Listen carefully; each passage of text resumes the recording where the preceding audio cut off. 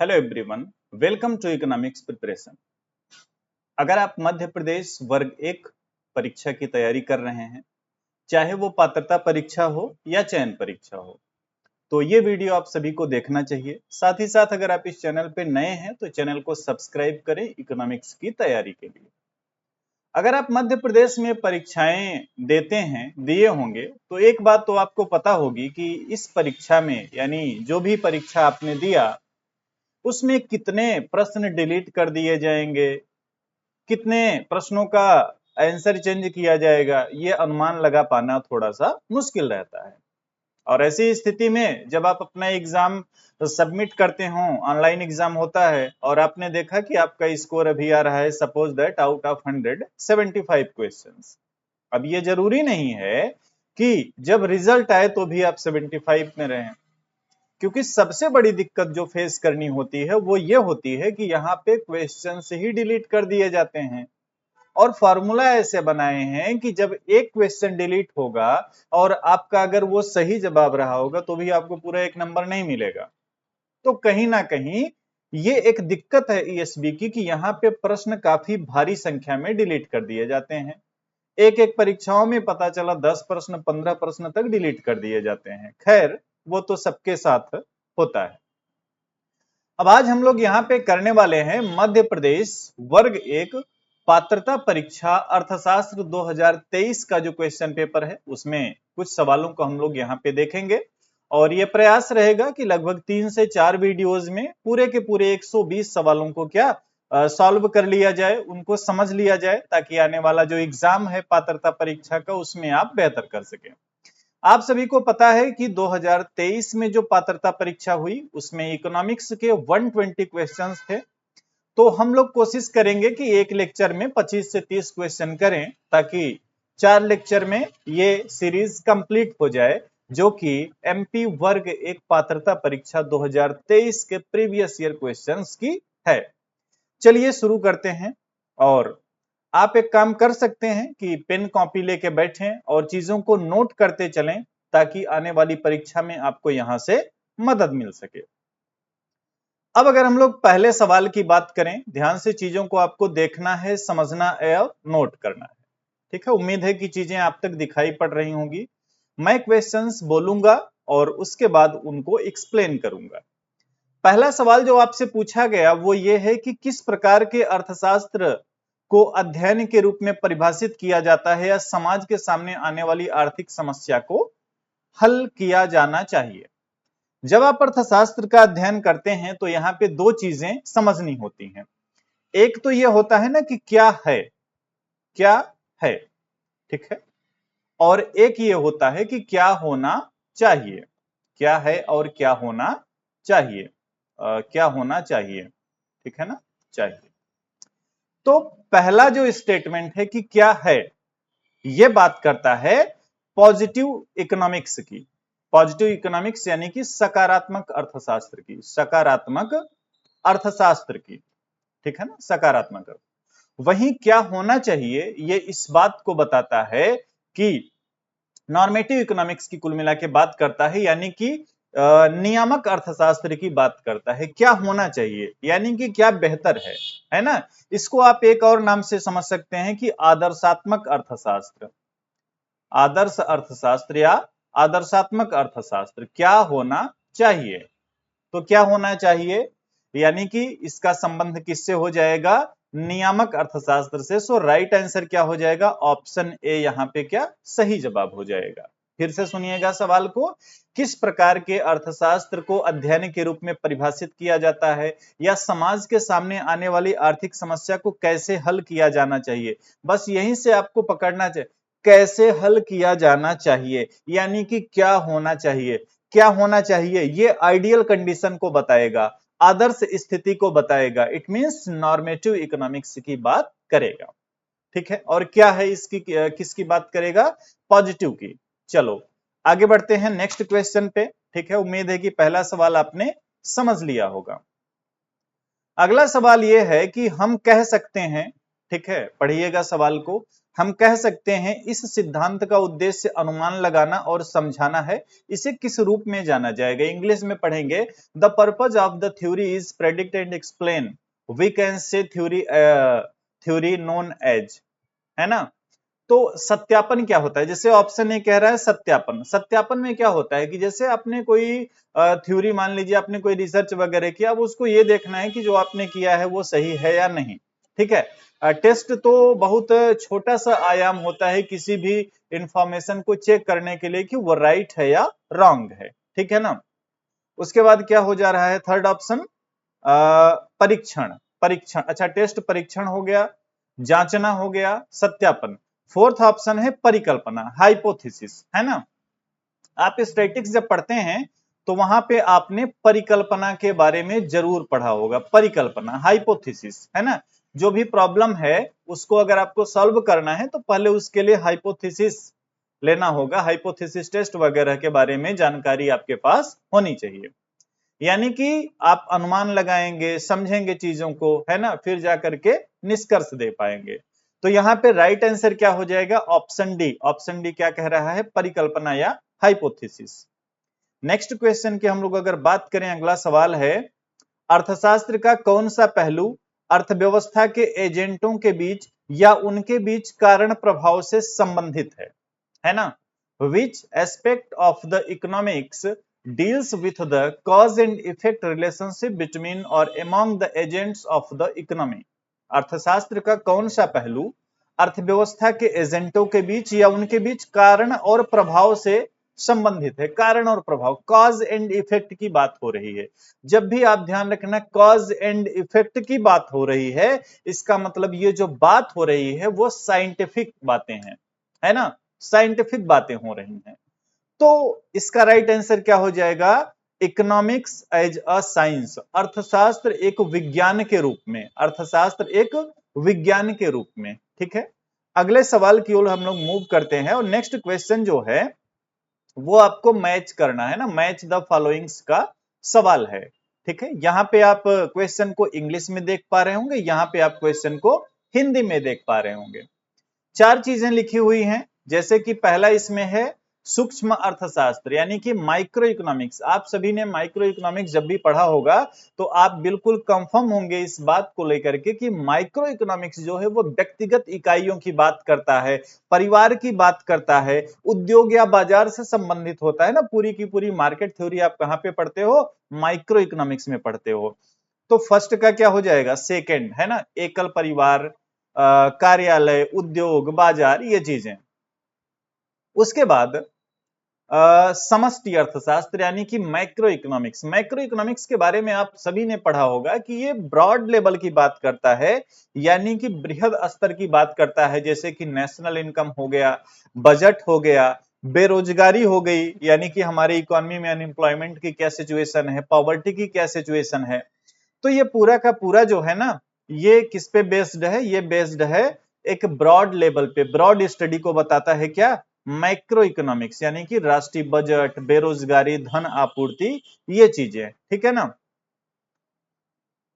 इतनी चीजें हो गई। अब आपको अपने ऑप्शन में आ जाना है और देखना है कि क्या कोई ऐसा इसको देखो इल्यूमिनेशन मेथड बोला जाता है कि आप ये देखें कि अगर आपको दो ऑप्शन भी आ रहे हैं तो आप चीजों को सही कर पाएंगे कि नहीं। तो आपने क्या देखा कि फर्स्ट का सेकंड और बी का थर्ड, फर्स्ट का सेकंड और बी का थर्ड, एकमात्र ऐसा ऑप्शन आपको यहाँ पे चारों विकल्प में देखने को मिल रहा है जिसमें कि फर्स्ट में सेकंड और सेकंड में थर्ड देखने को मिल रहा है। सो राइट आंसर क्या हो जाएगा? ए हो जाएगा। पहले का दूसरा, दूसरे का तीसरा और सी का क्या हो जाएगा? फोर। नियामक अर्थशास्त्र की बात अभी अभी आपने देखी ना कि अर्थशास्त्र के सकारात्मक और मूल्य निर्णय पे निर्भर करेगा ये, है ना। और डी का वन हो जाएगा, यानी कि अर्थशास्त्र एक कला के रूप में, ये अर्थ यानी जो सिद्धांत है अर्थशास्त्र के उसमें कैसे से संबंधित है ना। तो ऑप्शन क्या हो जाएगा? Right answer A. इस क्वेश्चन का राइट आंसर ए हो जाएगा। अच्छा, सवालों की बात करें, देखो वैसे तो आपको जो सिलेबस दे रखा है वो बिल्कुल सीधा है, साधारण है ना। लेकिन जो सवाल पूछे जा रहे हैं वो बढ़िया से घुमा फिरा के पूछे जा रहे हैं, यानी कि आपके पास इकोनॉमिक्स की नॉलेज होनी चाहिए। आप सिलेबस तक खुद को बांध के ना रखिएगा, है ना। सिलेबस तक बांध के ना रखिएगा। अच्छा, सिलेबस वगैरह अगर आपके पास नहीं है या प्रीवियस पेपर आपको चाहिए, ये सारी चीजें आपको इकोनॉमिक्स प्रिपरेशन मोबाइल एप्लीकेशन में मिल जाएंगी। एप्लीकेशन की लिंक आपको वीडियो के डिस्क्रिप्शन में मिल जाएगी या प्ले स्टोर पे डायरेक्ट भी आप जाके सर्च कर सकते हो। अगला जो सवाल है उस पर थोड़ा सा ध्यान देना है। अर्थशास्त्र की निगमनात्मक कार्य प्रणाली के लिए कौन सा कथन इसमें से सत्य है?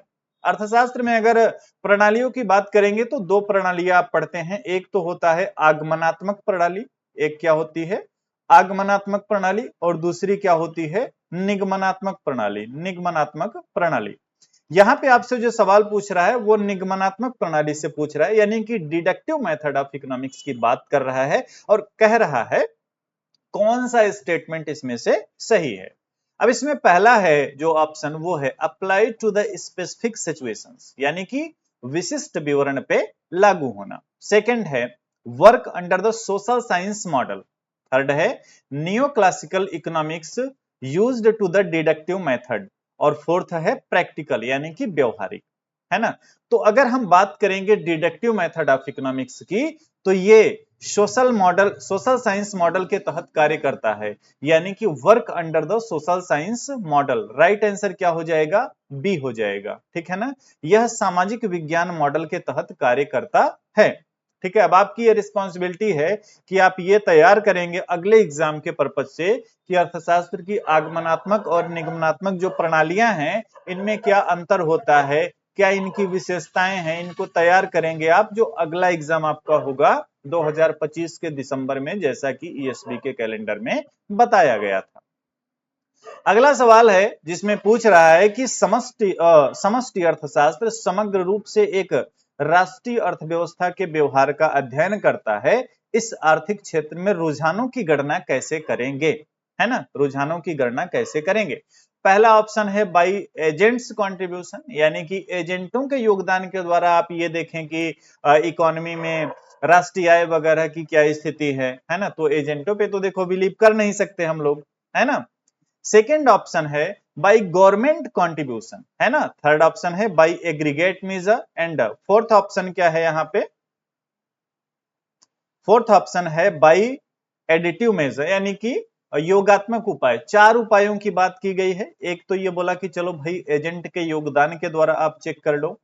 दूसरा ये बोला कि चलो सरकारी योगदान के द्वारा चेक कर लो। तीसरा ये बोला कि समग्र उपाय की बात करेंगे, है ना। और चौथा क्या बोला? योगात्मक, है ना, योगात्मक। देखो योगात्मक का ऐसे कह सकते हो जैसे कि अलग अलग डाटा को लेकर के ऐड कर दिया। अब एक चीज आप ध्यान रखना, जब भी आपसे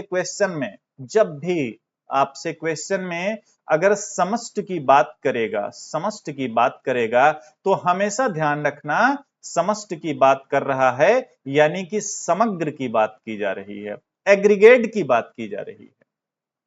तो यहां पे राइट आंसर क्या हो जाएगा? बाई एग्रीगेट मेजर्स, है ना, समग्र उपाय के द्वारा या समग्र मापन के द्वारा। इस तरीके से आप क्या करेंगे, इकोनॉमी में समग्र रूप से एक राष्ट्रीय यानी कि समग्र रूप से राष्ट्रीय अर्थव्यवस्था के व्यवहार का अध्ययन करेंगे। सिंपल सा समझना, जब मैक्रो लेवल की बात की जा रही है यानी कि एग्रीगेट बात की जा रही है ना, समग्र लेवल की बात की जा रही है। अगला सवाल देखो, जितने भी सवाल आए हैं ना बहुत ही ट्रिकी क्वेश्चन आए हैं, है ना, बिल्कुल सीधा सीधा आपसे पूछ नहीं लिया कि, है ना। तो आपको अपने कॉन्सेप्ट को बिल्डअप करना है। आपको पूरे इकोनॉमिक्स को जो एक बेसिक सिलेबस होता है पीजीटी लेवल का, उस पे आपको पकड़ बनानी है। आप अगर अपने कॉन्सेप्ट को क्लियर रखेंगे तो इजिली आप बिना कोई बुक भी पढ़े इस एग्जाम को क्रैक कर सकते हैं। नेक्स्ट क्वेश्चन बहुत ही आसान सवाल है, जो कि जब भी आपने कहीं ना कहीं किताबों को पढ़ा होगा बचपन में या कहीं ना कहीं, तो आपको पता होगा कि एक पुस्तक थी ना, अर्थशास्त्र नामक पुस्तक, है ना, अर्थशास्त्र। तो अर्थशास्त्र नामक पुस्तक को किसने लिखा था? कौटिल्य ने लिखा था, कौटिल्य ने। मजेदार बात आप सभी को यह पता है कि भले ही इस पुस्तक का नाम अर्थशास्त्र है, लेकिन इसमें असल में इकोनॉमिक्स नहीं बल्कि ज्यादातर जो है पॉलिटिकल बातें हैं, यानी कि राजनीति शास्त्र से संबंधित, या एक राजा के लिए नियम कानून वगैरह ज्यादा बताए गए हैं, ना कि इकोनॉमिक्स की बहुत ज्यादा चर्चा की गई है। लेकिन पुस्तक का नाम क्या है? अर्थशास्त्र है। देने वाले कौन है? कौटिल्य है। इसमें भी कोई कंफ्यूजन नहीं होना चाहिए। अब देखो ये भी सवाल आपके सिलेबस में पता नहीं ये चीजें हैं कि नहीं, लेकिन सवाल आपसे पूछ लिया, तो ओवरऑल कॉन्सेप्ट बिल्डअप पे आपको अपना फोकस करना है। आगे बढ़ेंगे। अब देखो इसको भी आपने कहीं नहीं कहीं पढ़ा ही होगा, ड्रेन थ्योरी के बारे में। ड्रेन थ्योरी किससे रिलेटेड है? दादा भाई नौरोजी से रिलेटेड है। दादा भाई नौरोजी, दादा भाई नौरोजी। और इसमें देखो कोई ऐसी बात है नहीं जो बहुत ज्यादा डिस्कस की जाए, सो ये फैक्चुअल क्वेश्चन है, आपको कहीं ना कहीं किसी ना किसी एग्जाम में पहले भी टकराए होंगे। अगला क्वेश्चन देखो थोड़ा सा समझने वाला क्वेश्चन है, और ये सवाल पूछ रहा है आपसे, राष्ट्रपिता मोहनदास करमचंद गांधी ने मशीनरी के उपयोग के लिए निम्नलिखित में से किस शर्त का समर्थन किया था? देखो समझना चीजों को, गांधी जी जो है वो बात करते थे विकेंद्रीकरण की, है ना, किसकी बात करते थे? विकेंद्रीकरण की। इसके साथ साथ उनका ध्यान किस पे था? गांवों पे। उन्होंने कहा था ना गांव की ओर चलो, है ना, गांवों पे विकेंद्रीकरण, है ना, हस्तशिल्प उद्योग वगैरह हो गए, है ना। तो उनका ओवरऑल जो पूरा का पूरा फोकस था वो देखा जाए तो गांव पे था। अब ऑप्शन में आ जाते हैं, गांधी जी ने मशीनरी के उपयोग के लिए किस शर्त का समर्थन किया? जब बात आई मशीनरी के उपयोग की तो गांधी जी ने कहा ठीक है आप मशीनरी को लगाओ, लेकिन कहीं ये ना हो कि मशीनरी लगाने के साथ साथ हमारे जो ग्रामीण भाई हैं, हमारे जो ग्रामीण भाई बहन हैं, उनको कोई काम ही ना मिले। क्योंकि गांधी जी तो चरखा चलाने वाले व्यक्ति थे, वो विकेंद्रीकरण की बात करते थे, गांव में विश्वास करते थे, उनके सपनों का भारत ऐसा था जो गांव में बसता हो, है ना। तो अब पहले ऑप्शन में आ जाओ, लीड टू मोनोपोली, यानी कि एकाधिकार के लिए नेतृत्व। गांधी जी ने कभी एकाधिकार की बात ही नहीं किया, सो फर्स्ट ऑप्शन रॉन्ग हो गया। दूसरा है लोगों को रोजगार से वंचित करना। अब गांधी जी कैसे ये कहेंगे कि भाई किसी को रोजगार मत दो, रोजगार से वंचित करने की बात तो गांधी जी कर ही नहीं सकते हैं। तीसरा ऑप्शन क्या है? उन्हें ग्रामीणों का शोषण करना चाहिए, है ना। अब ग्रामीणों के शोषण की बात गांधी जी कैसे करेंगे? ये तो हमेशा गांव को महत्व देते थे। फोर्थ ऑप्शन है उन्हें ग्रामीण कारीगर की दक्षता में सुधार करने में मदद करनी चाहिए। सो ये सही जवाब है। गांधी जी ने कहा कि ठीक है आप मशीन लगाओ, लेकिन मशीन लगने के बाद जो हमारे ग्रामीण भाई बहन हैं उनका जो कार्य करने का तरीका है उसमें सुधार आए, यानी with the help of machinery system वो बेटर कार्य कर पाए, बेहतर उत्पादन कर पाए, अपने आप को एक कुशल श्रमिक के तौर पे प्रस्तुत कर पाए। सो ये एम था गांधी जी का, है ना। आगे बढ़ते हैं। अच्छा आप देखोगे इस पेपर में इकोनॉमिक्स थॉट से खूब सवाल पूछे गए, यानी कि जो आर्थिक विचार होते हैं, और आर्थिक विचार को पढ़ने आपको कहीं अलग से नहीं जाना है, ये चीजें आपको मिल जाएंगी, है ना। सो अगला सवाल है, और इसमें क्या करना है? मैच करना है, मैच द फॉलोइंग्स का क्वेश्चन है। और पहला देखो अभी मैंने आपसे किया ना, गांधी जी विकेंद्रीकरण की बात करते थे, तो फर्स्ट ऑप्शन क्या हो गया? गांधी जी किसकी बात करेंगे? विकेंद्रीकरण की बात करेंगे। उसके बाद महेंद्र नाथ, एम एन रॉय के बारे में आपने पता नहीं सुना है कि नहीं है, तो एम एन रॉय जो थे ये भारत में साम्यवाद के जनक माने जाते हैं, है ना, साम्यवाद के जनक। सो बी का क्या हो गया? 4 हो गया, ए का 2 एंड बी का 4। चलो ऐसे लिख लो, नहीं नहीं, ए का 3, ए का 3, ए का 3, और बी का क्या हो गया? बी का 4 हो गया। सी की बात करेंगे गोपाल कृष्ण गोखले। गोपाल कृष्ण गोखले जो है वो एक सामाजिक आदमी थे, यानी कि आप कह सकते हो कि सोशल वर्कर थे, समाज सुधारक थे, समाज की सेवा करने में यकीन थे।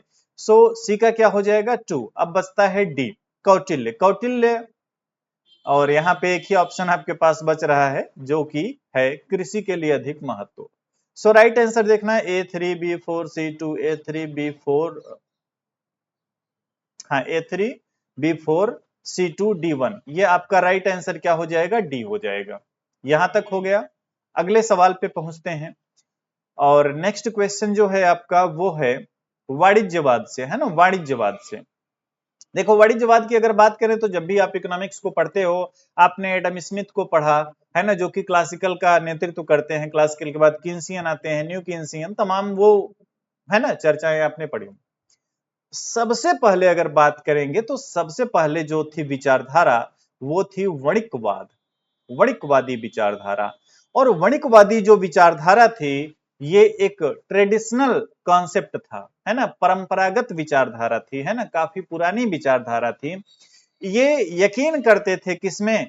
कलेक्शन ऑफ बुलियंस में, है ना, संग्रह में यकीन करते थे। ठीक है, आयात को ये चाहते थे भाई कि हम आयात करें ही ना। तो ये पहले ही, आज जो सोचो हम लोगों का कॉन्सेप्ट है कि भाई हमको अपने आयात को कम करना है, निर्यात को बढ़ाना है, उस टाइम वणिकवादों की भी यही विचारधारा थी, वणिकवादियों की भी। तो आयात को कम करना, निर्यात को क्या करना? बढ़ाना, स्वर्ण का एकत्रीकरण करना, यानी कि ऐसे लिख लो इसको, स्वर्ण भंडार में क्या वृद्धि, है ना, स्वर्ण का एकत्रीकरण या जो भी कीमती धातुएं वगैरह हो।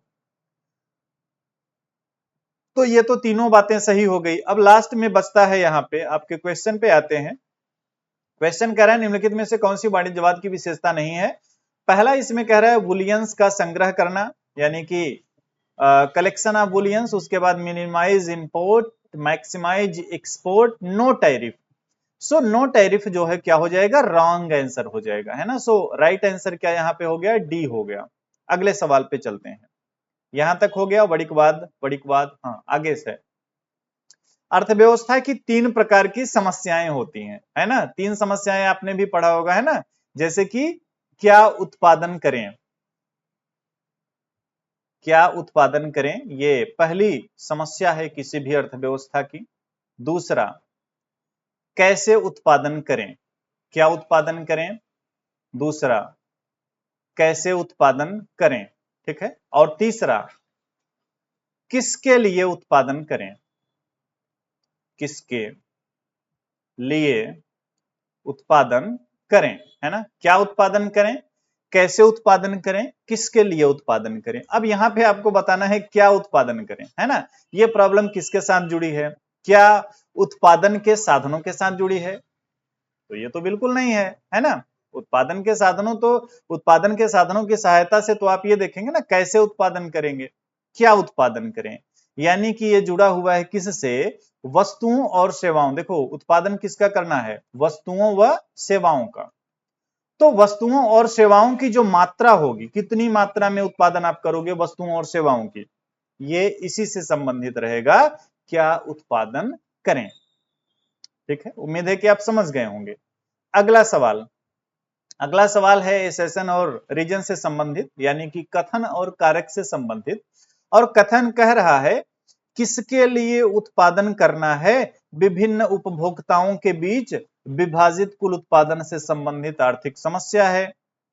ठीक है, संसाधनों की अनंत उपलब्धता है। लो भाई साहब, आप तो इकोनॉमिक्स में शुरुआत से ही पढ़ते आए हैं क्या, कि हमारे यहाँ जो है मेन समस्या क्या है, कि भाई हमारे संसाधन जो हैं वो क्या हैं? सीमित हैं। ठीक है, संसाधन क्या है? सीमित हैं। हमारी जो आवश्यकताएं हैं, है ना, हमारी जो आवश्यकताएं हैं, आवश्यकताएं कैसी हैं? असीमित हैं। और इकोनॉमिक्स क्या बताता है? इकोनॉमिक्स बताता है सीमित संसाधनों के साथ असीमित आवश्यकताओं को पूर्ण करने का जो तरीका रहेगा वो कौन बताएगा? अर्थशास्त्र बताएगा, है ना। तो दूसरा जो यहाँ पे कारण दे रखा है कि संसाधनों की अनंत उपलब्धता है, ये है गलत। और पहली चीज क्या, कि किसके लिए उत्पादन करना है? विभिन्न उपभोक्ताओं के बीच विभाजित कुल उत्पादन से संबंधित आर्थिक समस्या। तो ये तो ठीक है। तो यहाँ पे ए क्या हो जाएगा? ए ट्रू हो जाएगा और आर क्या हो जाएगा? फॉल्स हो जाएगा। चलो देखो कहां पे है भाई साहब, जहां पे दिया हो ए, हाँ ऑप्शन बी, ऑप्शन बी क्या कह रहा है? ए सत्य है और आर क्या है? असत्य है। उम्मीद है कि चीजों को आप समझ रहे होंगे, है ना। देखो ये जो सवाल पूछे जा रहे हैं ना, बहुत कठिन नहीं है, बस आपको समझना पड़ेगा अपने पढ़ाई के दौरान में। हाँ, ये जो सवाल है, अब देखो इसको भी आप बड़े ही आसानी से बना सकते हो।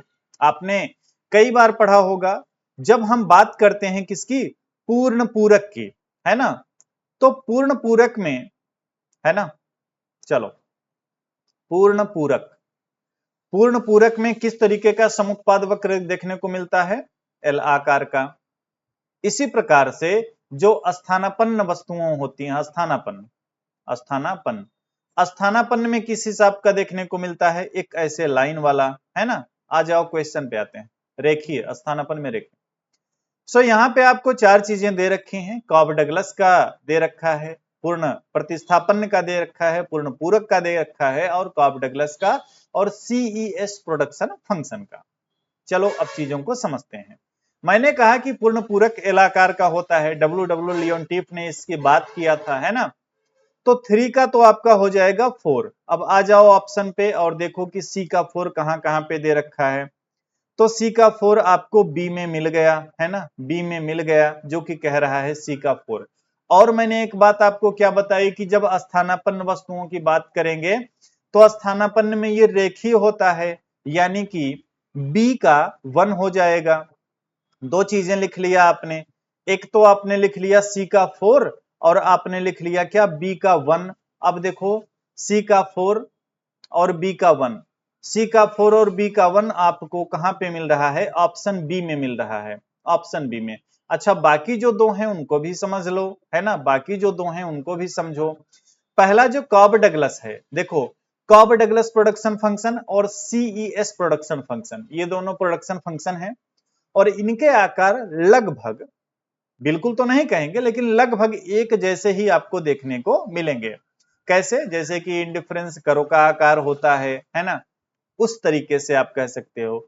सो यहाँ पे कॉब डगलस का हो जाएगा ऑप्शन 2 और सीईएस प्रोडक्शन फंक्शन का हो जाएगा 3। तो यहाँ पे लिख लिया आपने ए का 2 और बी का हो गया, और कौन सा बच रहा है, सीईएस यानी कि डी, डी का क्या हो जाएगा, डी का हो जाएगा 3। अब यही देख लेना, मैच कर लेना, आपका राइट आंसर आपको मिल जाएगा, ठीक है ना। तो ये मैच करने को था। ओके, अगला सवाल, अगला सवाल भी आसान ही है। सामान्य वस्तुओं के मामले में उपभोक्ता के लिए मांग फलन का सीधा संबंध किससे है।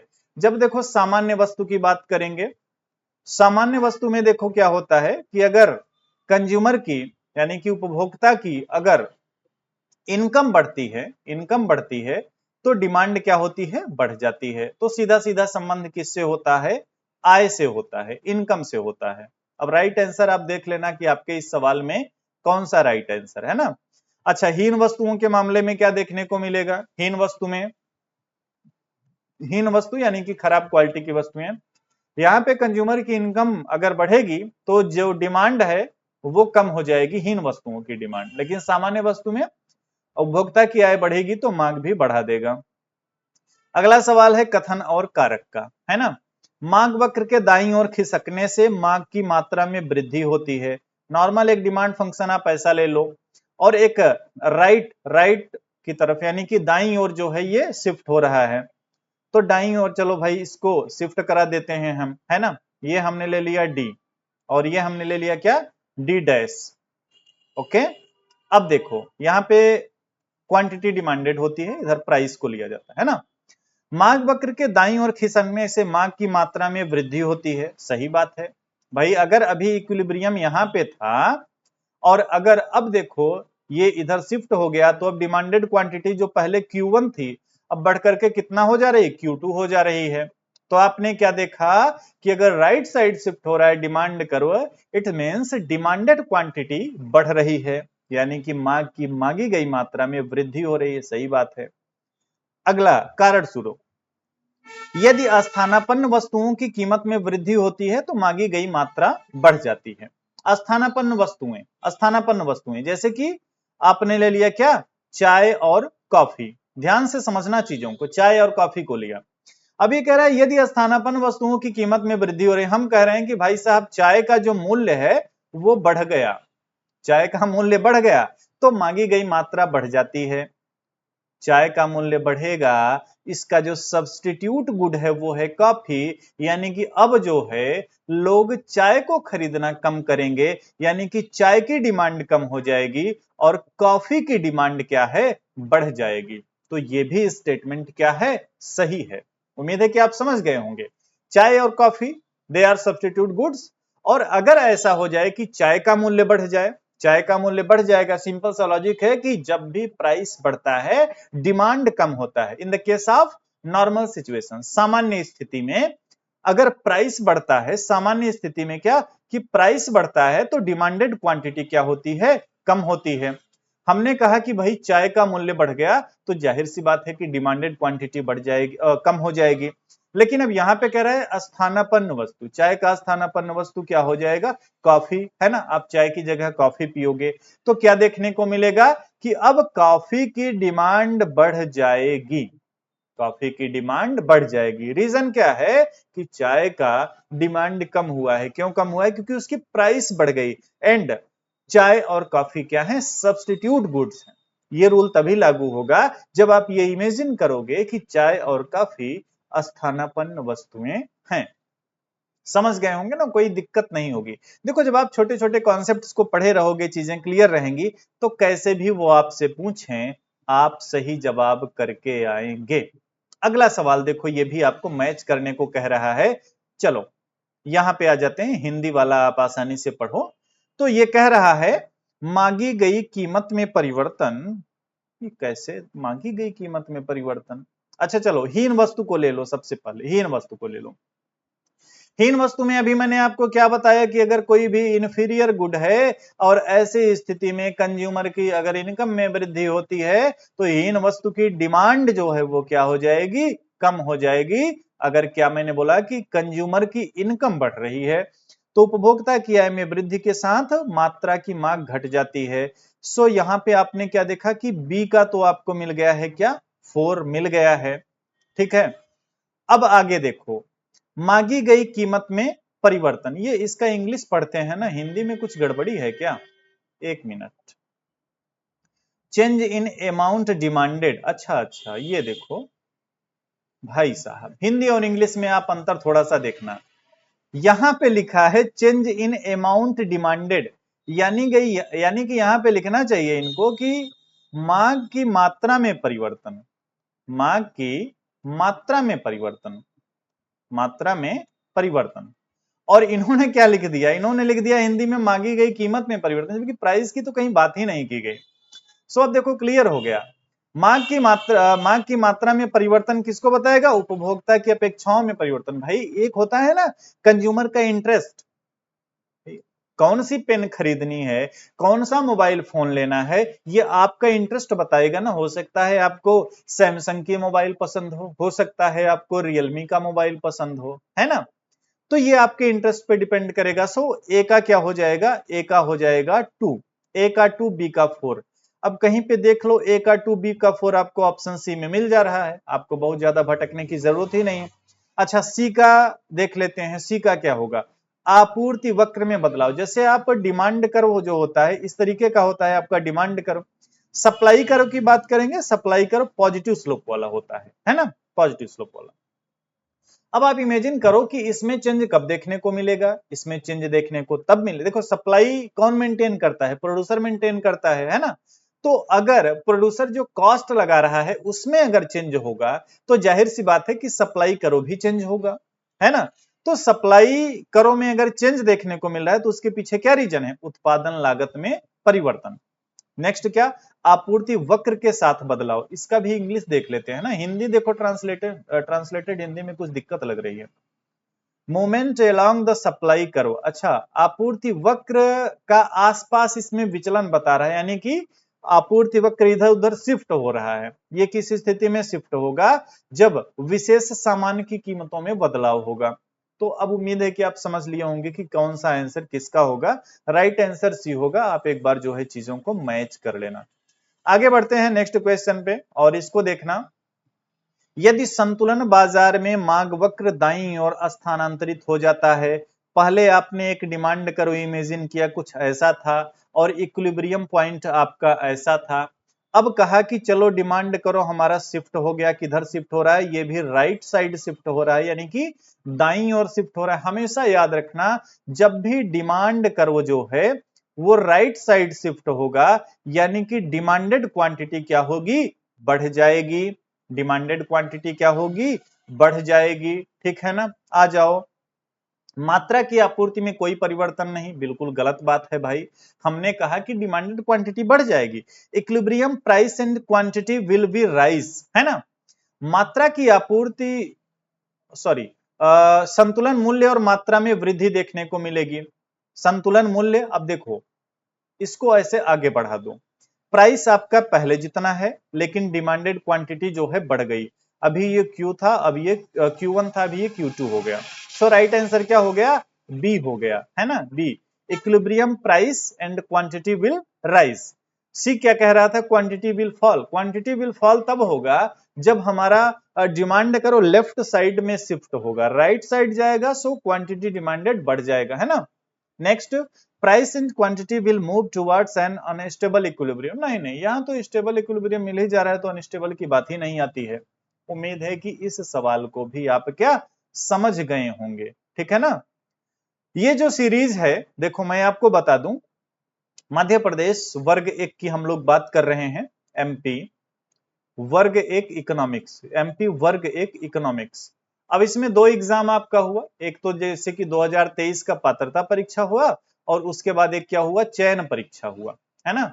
चयन परीक्षा में आपके 100 क्वेश्चन, इसमें आपके 120 क्वेश्चन। 4 क्लासेज आपको इसकी मिलेंगी और 3 क्लासेज में चयन परीक्षा को कवर करेंगे। तो 7-8 क्लास में आपका ये पूरा का पूरा जो है दोनों पेपर में यूट्यूब पे करवा दूंगा, आपको काफी मदद मिलेगी अपनी तैयारी में।